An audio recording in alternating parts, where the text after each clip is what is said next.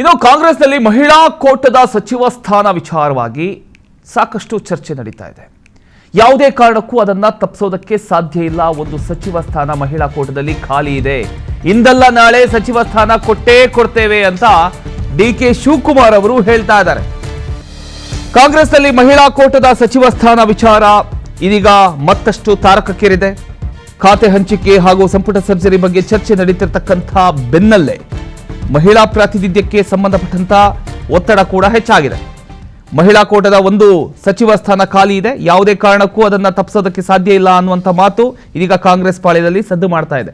ಡಿ.ಕೆ. ಶಿವಕುಮಾರ್ ಹೇಳಿದ್ದಾರೆ, ಕೇಳಿಸ್ಕೊಳ್ಳಿ. ಒಂದೇ ಒಂದು ಖಾಲಿ ಇದೆ ಅಷ್ಟೇ.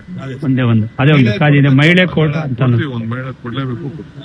ಅದು ಯಾವಾಗ ಆಗ್ಬೋದು? ಒಂದ್ 2 ದಿನ ಅಥವಾ ಅದೇನು ಅಷ್ಟು ಅರ್ಜೆಂಟ್ ಏನಿಲ್ಲ. ಮಹಿಳೆ ಕೊಡ್ಬೇಕು, ಕೊಡ್ತೀವಿ.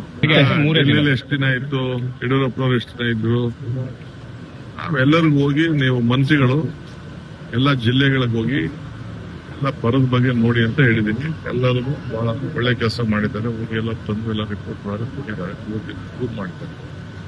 ಕೊಡ್ತೀನಿ ಬಿಡ್ರಿ ಸರ್. ನಾಗೇಂದ್ರ ಆಗ್ಲಿ ಎಲ್ಲದಕ್ಕೂ ಉತ್ತರ ಕೊಡ್ತೀನಿ. ಕೆಲಸ ಒಬ್ಬರೇ ಬೇಕು ಉತ್ತರ ಕೊಡ್ತೀನಿ.